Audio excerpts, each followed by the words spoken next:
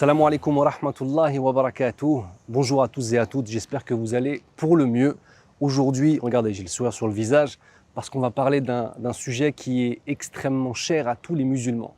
Un sujet qu'on ressent à la fois dans nos cœurs, mais aussi dans nos consciences. Nous allons parler du prophète Mohammed sallallahu alayhi wa sallam, que la paix et les bénédictions d'Allah azza wa jal soient sur lui. Vous allez voir que ce sujet n'est pas simplement un sujet d'un homme qui aime un homme, d'une population qui aime un homme pour celui qu'il était en tant que tel. Nous parlons ici de sa qualité de prophète et c'est tout de suite que nous allons l'expliquer, Inch'Allah. À tout de suite.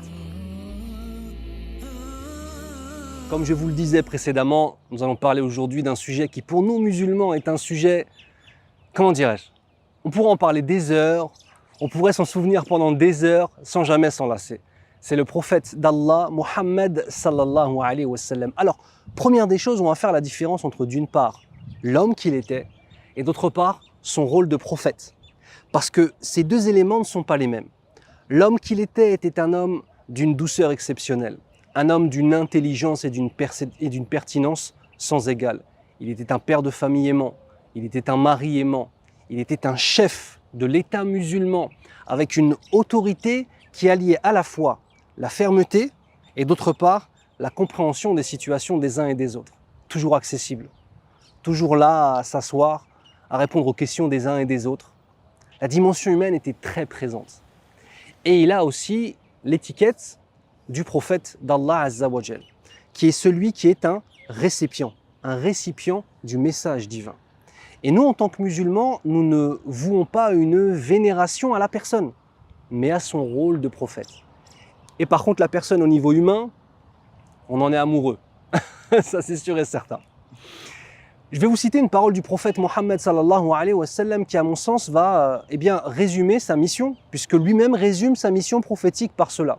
Il nous dit « Faqala Rasulullah sallallahu alayhi wa sallam Innama bu'ithtu li'utammima makarim al-akhlaq » Ce qui signifie, certes, la raison principale, la raison essentielle pour laquelle j'ai été envoyé, c'est pour parfaire les bons comportements.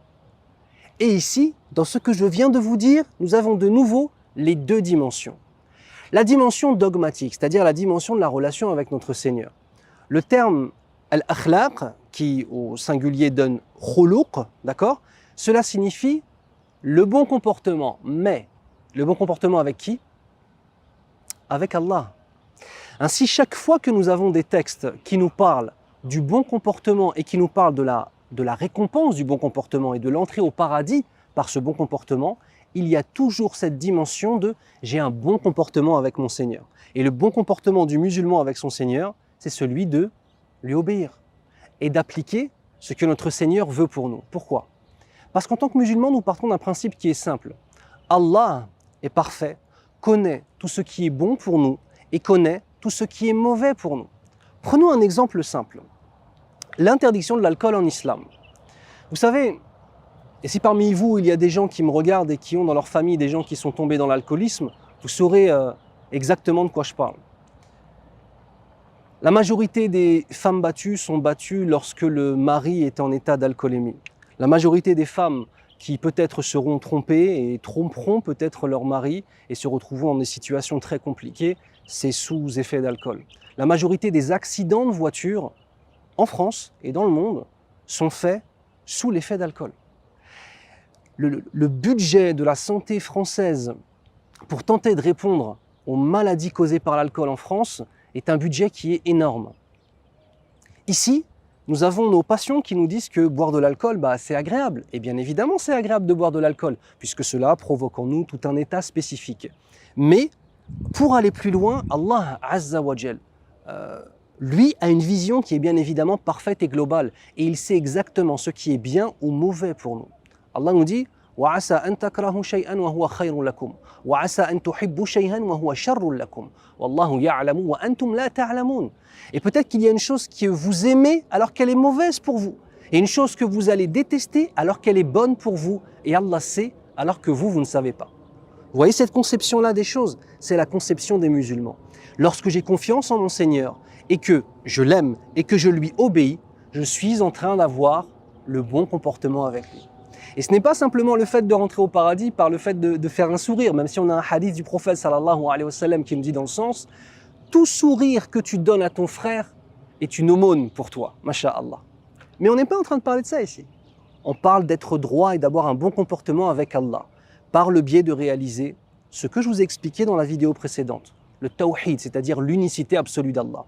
Ça, c'est la première partie du hadith. La deuxième dimension du hadith, c'est « je n'ai été envoyé que pour parfaire les bons comportements ». Une fois que la dimension avec le divin est faite, on a la dimension avec les créatures. Et ainsi, j'aurai un bon comportement avec les créatures qui m'entourent.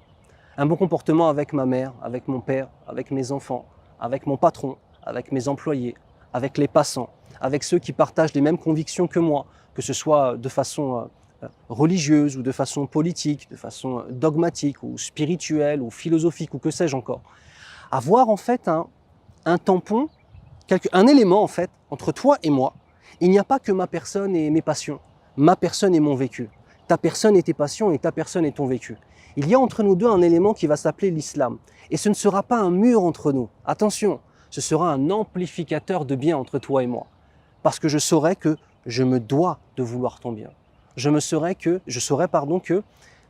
ton bien-être est pour moi une chose importante. On parlera dans une vidéo de la fraternité en islam, Inch'Allah, et j'espère que cette vidéo vous parlera. Pour résumer, le prophète d'Allah, Mohammed sallallahu alayhi wa sallam, n'était pas qu'un homme, il était le prophète d'Allah. Deuxième élément, la concrétisation de tous les principes coraniques se fait dans la personne du prophète Mohammed sallallahu alayhi wa sallam. Regardez, à partir du moment où moi j'ai le Coran, qui est un livre qui fait plus de 600 pages, il y a dedans des trésors de spiritualité et de moralité, des centaines de choses extraordinaires, des milliers de choses extraordinaires. Mais pour moi, en tant que simple être humain, prendre les textes, prendre tous ces principes, toutes ces moralités, toute cette façon de gérer la société qui donne un équilibre parfait. Si moi j'ai ces textes et que je veux le faire de moi-même, ce sera difficile. Je ne saurais pas comment je dois être le meilleur des pères pour être agréé auprès d'Allah, le meilleur des maris pour être agréé auprès d'Allah, le meilleur des citoyens pour être agréé auprès d'Allah. Donc Allah, par sa miséricorde, nous envoie le messager qui va concrétiser tous ces principes en une personne. Ainsi, je sais comment faire pour adorer mon Seigneur dans toutes les dimensions de ma vie. Pas simplement au niveau spirituel et intellectuel, mais aussi, écoutez bien, dans ma façon de marcher, dans ma façon de parler, dans ma façon de manger, dans ma façon de dormir. Tous ces éléments-là, nous musulmans, nous appelons ceci là la sunna. La sunna, c'est-à-dire que c'est un élément que l'on va observer, apprendre, intérioriser et appliquer. Ainsi, dans la façon, pour vous donner un exemple, dans la façon dont ma barbe est mise, je tente de suivre l'exemple du prophète Mohammed sallallahu alayhi wa sallam. Le fait que ma moustache soit taillée de cette façon-là, je suis l'exemple du prophète Mohammed sallallahu alayhi wa sallam. Le fait que je porte ma montre à droite, je fais comme le... Alors, c'est pas comme le prophète Mohammed sallallahu alayhi wa sallam portait une montre, mais dans le fait qu'il préférait porter les éléments sur la droite. Jusqu'au moindre petit détail, on tente de lui ressembler. Et qu'on soit bien clair, il y a des personnes qui passent leur vie à admirer des joueurs de foot et qui feraient tout ce qu'ils pourraient pour, comment dirais-je, leur ressembler. Eh bien moi, l'honneur que je peux avoir, c'est de tenter de ressembler au meilleur des hommes, le prophète Mohammed sallallahu alayhi wa sallam. On va donc s'arrêter là pour cette vidéo en gardant à l'esprit plusieurs éléments. Premièrement, c'est son rôle de prophète que nous vénérons. Deuxièmement, en tant qu'homme, il est un modèle. Troisièmement, tous les principes coraniques sont présents dans sa façon de vivre, de parler, de marcher et de prendre ses décisions. Et il est le modèle pour nous. Mais vous verrez par la suite que tous les prophètes portent un modèle que nous suivons aussi.